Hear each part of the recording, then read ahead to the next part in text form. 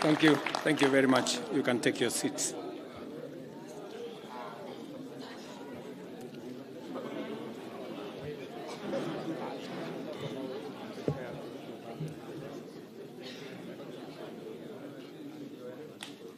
When I assumed office 20 months ago, our country was facing tremendous economic challenges, escalating cost of essential household commodities, high fuel prices, rapid depreciation of the Kenya shilling, and spiraling public debt were threatening to ground our economy.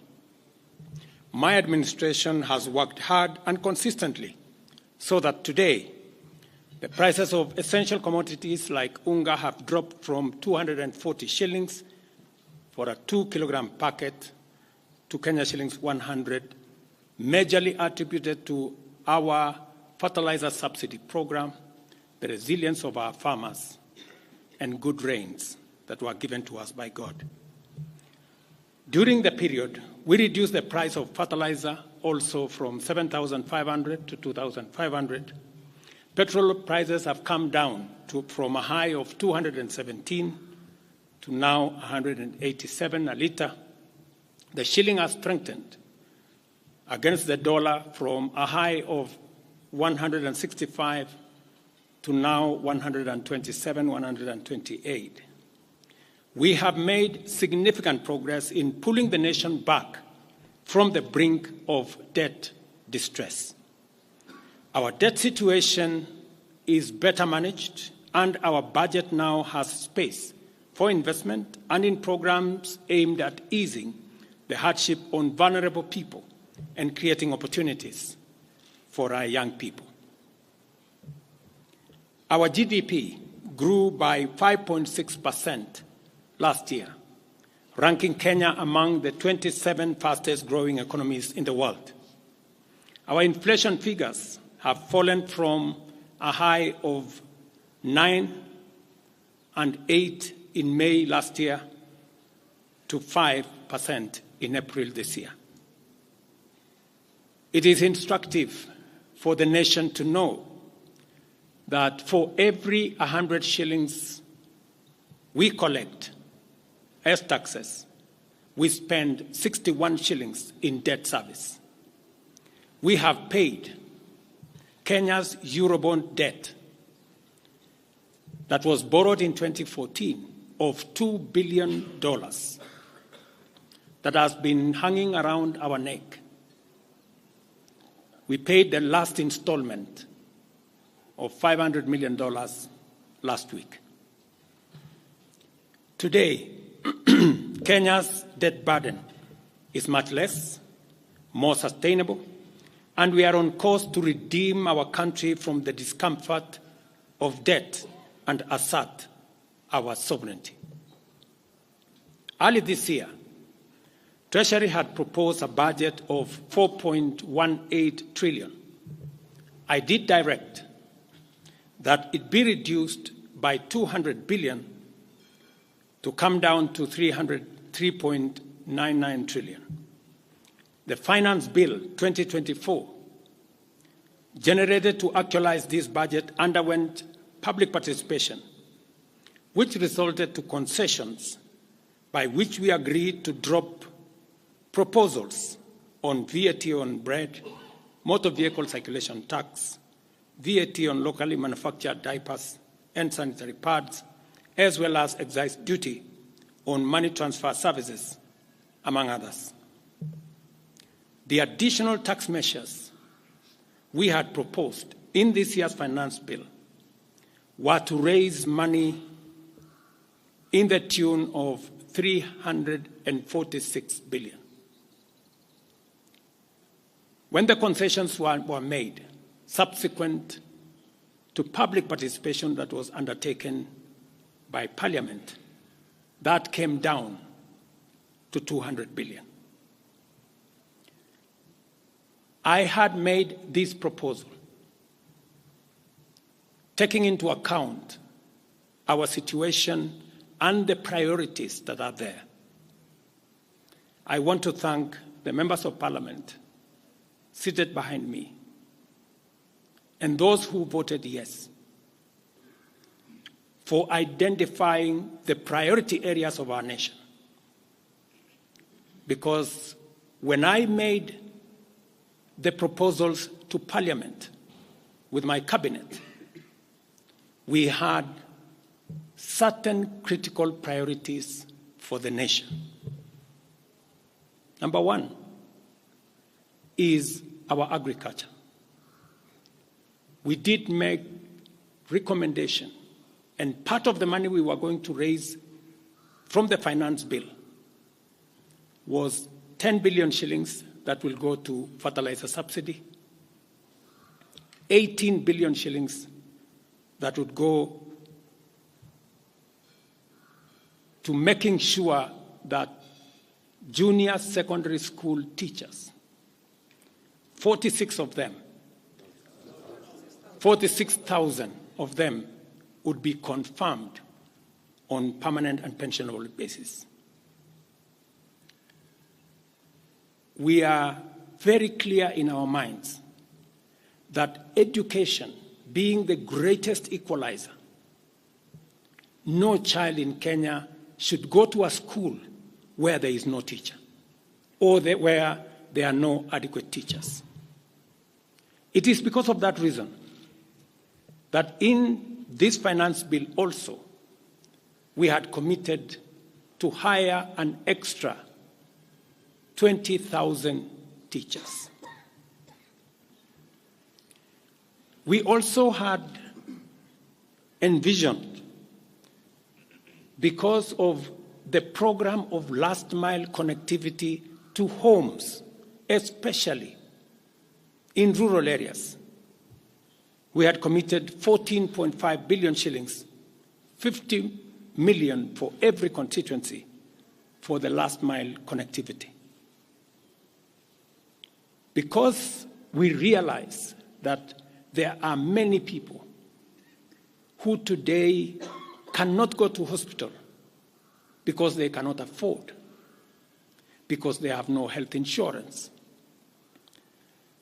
We had committed 6 billion shillings to operationalize our universal health coverage plan that would make it possible for every citizen to have a health insurance, those who cannot afford to be paid for by the government of Kenya, and to also operationalize the chronic illness fund that would make it possible for those who suffer from cancer, diabetes, hypertension, to be able to go to hospital, be treated, and go home without being asked for any money.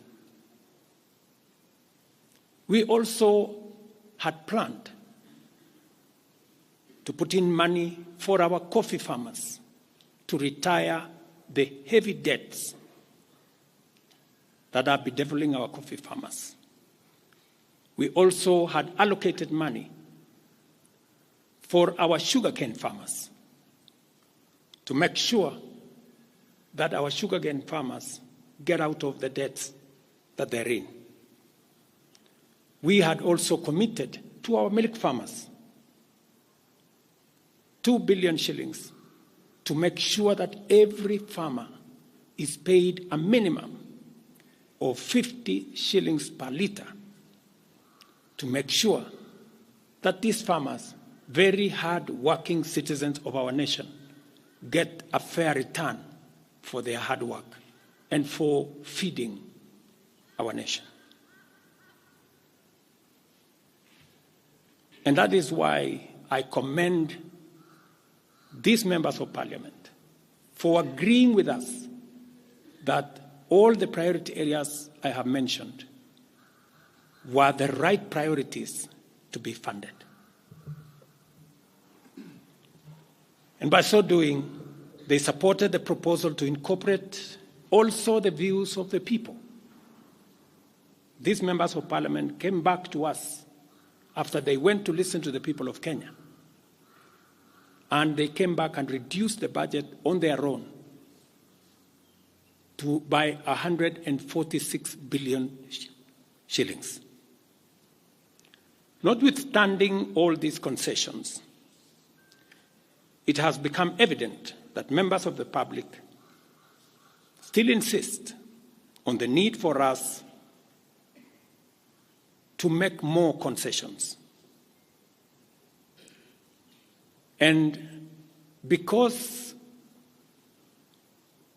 I run a government, but I also lead people, and the people have spoken, I am grateful to all the members of the National Assembly who voted yesterday affirmatively for the Finance Bill 2024 as amended on the floor of the House to incorporate the views generated through public participation.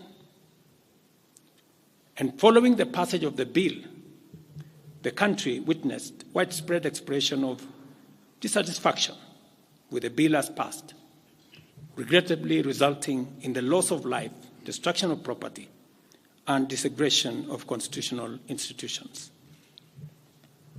On my own behalf, and on behalf of these members and many other Kenyans, I send my condolences to the families of those who lost their loved ones in this very unfortunate manner. Consequently, having reflected on the continuing conversation around the content of the Finance Bill 2024, and listening keenly to the people of Kenya who have said loudly that they want nothing to do with this Finance Bill 2024, I concede, and therefore I will not sign the 2024 Finance Bill, and it shall subsequently be withdrawn, and I have agreed with these members that that becomes our collective position.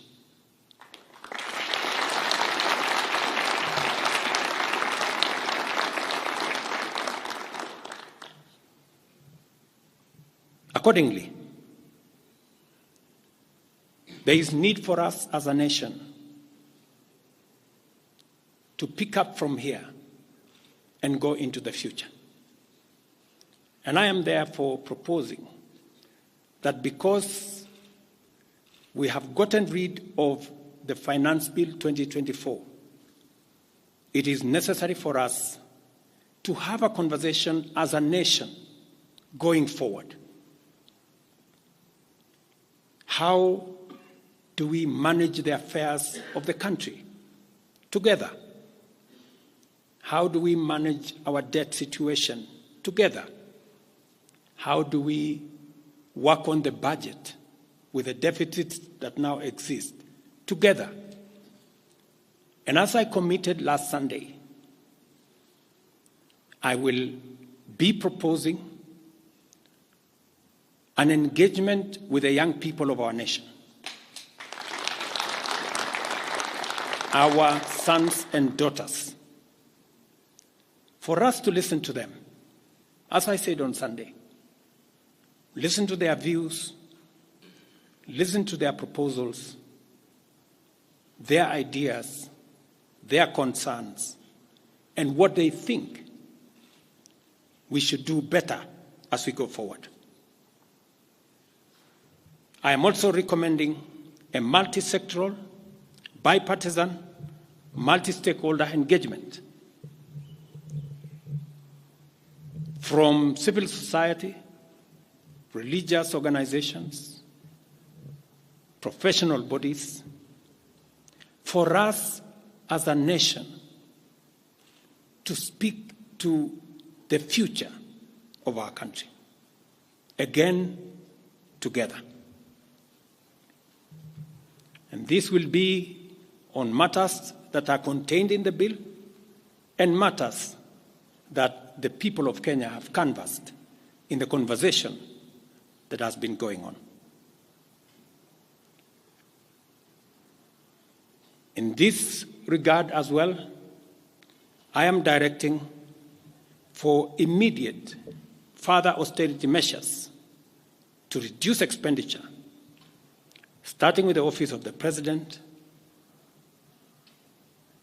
the entire presidency, and extending to the entire executive arm of government. Operational expenditure in the presidency be reduced to remove allocations for the confidential fort, reduce travel, hospitality, purchase of motor vehicles, renovations, and other expenditures. This will cover the entire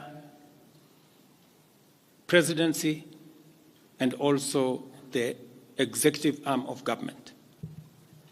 I also propose that equally, Parliament, the judiciary, and county governments, working with the National Treasury, also undertake budget cuts and austerity to ensure that we do live within our means, respecting the very loud message that is coming from the people of Kenya.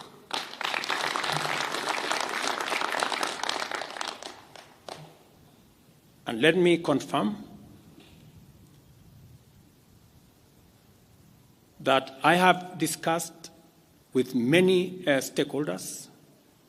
I will be meeting some of them shortly after this meeting on charting a way forward that makes sure that we carry the whole nation in this very important journey as we go into the future as a country.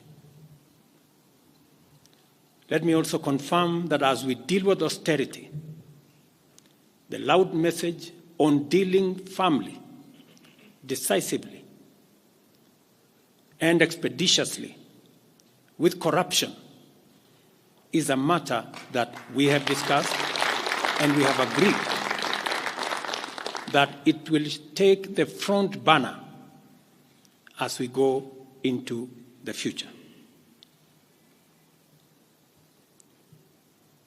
We will continue to do this and carry out this very important conversation. And I want to remind us that we should proceed within the foundational principles upon which our nation is founded, namely constitutionalism, adherence to the rule of law, and respect for constitutional institutions.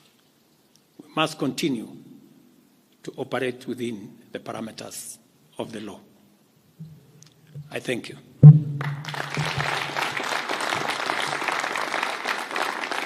I will take a few questions, 3 questions to be specific. Thank you, Your Excellency. And the first question will start with Elizabeth Mutuku from TV47. Good evening.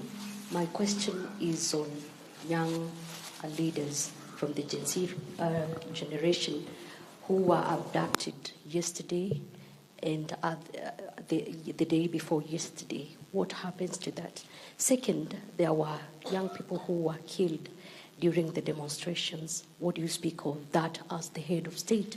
Thirdly, how do we move forward on the budget cuts, especially now that you've said that we're going to have austerity measures, yes, but how then do we secure development?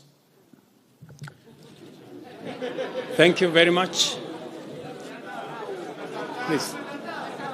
No, it's okay. So I have said young people, 6 to be exact, 6 people yesterday lost their lives. Very unfortunately, they shouldn't have lost their lives. And I have said it is a very unfortunate situation. I wish that would not have happened. And there is a framework that will make sure that those 6 Kenyans who died yesterday will be accounted for. Number 2, I did promise the country that there will be no extrajudicial killings going forward.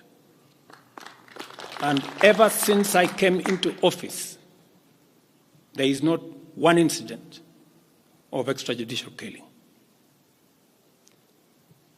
What you said about abduction are statements that were attributed to some of our civil society groups, but all the people they mentioned have since been found in police custody, and those that were already processed were already released. On the matter of development that you have said, minus the finance bill, it means that some of the development programs amounting to 200 billion shillings, we will have to cut down, to delay them. They will have to wait, some of them, for next year. We will try it again. We will try next year to find some money. Some of them we will have to cancel, because that's the nature of things. And it is because the people of Kenya have spoken loudly that they want a leaner budget for us as a country. Question number 2. We'll take the next question from Busara, K24.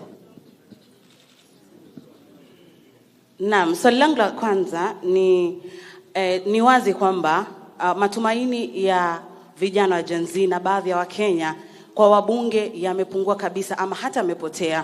Kwa hivyo kama rais, unachukua hatua gani kuhakikisha kwamba tunawahusisha vijana katika maamuzi muhimu, hasa katika masuala ambayo yanalenga taifa ama ujenzi wa taifa? Swali lingine, je, utahakikisha vipi uwazi katika mpango wako wa kupunguza matumizi serikalini? Maana yake umesema kwamba kuna austerity measures. Je, kutakuwa na transparency? Na swali la mwisho, ningependa kujua kama pengine kutakuwa na fidia kwa wale ambao walifariki, ama hususan kwa familia kwa wale ambao walifariki hapo jana, na je, serikali itasimamia malipo ya wale ambao hospitalini hivi sasa wanapokea matibabu kutokana na majeraha waliopata hapo jana? Asante. Thank you very much. About 214 Kenyans were involved in various skirmishes, and many of them went to hospital. 95 of them were treated and released. Some of them, I think one is still in ICU, and others, I think 14, the minister is here, are still in hospital. But majority of them were treated and released yesterday. As I have told you, on those who lost their lives, there will be a mechanism of how they will be accounted for. On the young people whom you have said, how do we listen to them? Let me say the following. Number one, I did make a very clear, determined program to create opportunities for young people to work. It was in our manifesto. It is in my plan. As I talk to you, 3 of the programs are going on. The housing program today has 160,000 young people working as engineers, as architects, as quantity surveyors, plumbers, masons, carpenters, artisans, transporters, accountants. We have 160,000 young people working, because I did take the decision that if we don't deal with millions of young people out of school, out of college, who have certificates and they don't have jobs, they will soon become a very big challenge for us as a country, as we are witnessing at the moment. All the young people you see, they are looking for opportunity. They are looking for jobs. And that is why our housing program, once it is fully rolled out, we will have a minimum of 500,000 young people working in our housing program. Number two, I have been very clear on making sure that additional to our housing program is our digital infrastructure, the digital superhighway, the digital hubs, and the whole ecosystem of what we are doing in creating digital jobs. I was in Ruto